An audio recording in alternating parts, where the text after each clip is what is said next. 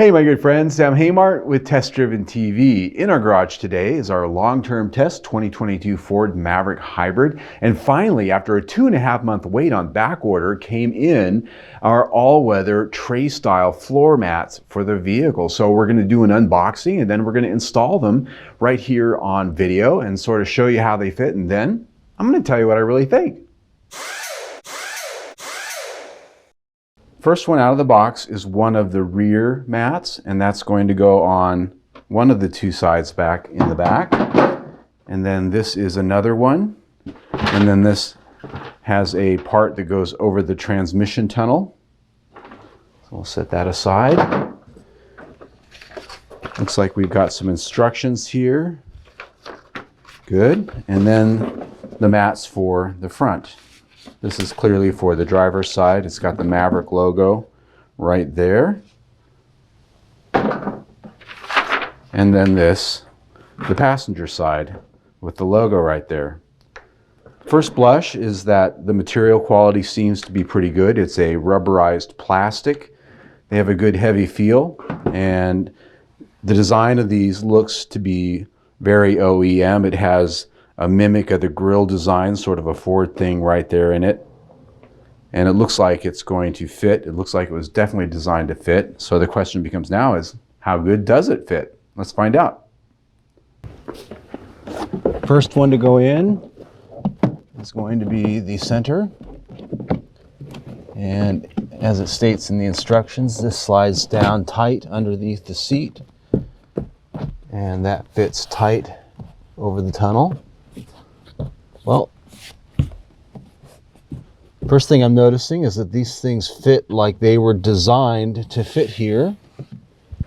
Next piece goes in here. And it slides underneath the seat.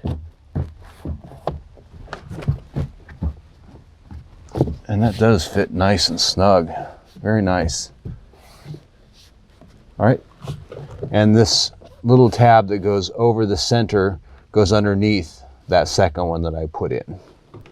For the sake of TV, I'm coming at this from this side. So the first thing you want to do before you put the plastic trays in is remove the factory floor mats. You don't want to be putting those on top of them. So take that out. So the first thing you'll notice when you go to put this in is these actually have areas on the back that coincide with the pins that are in the carpet.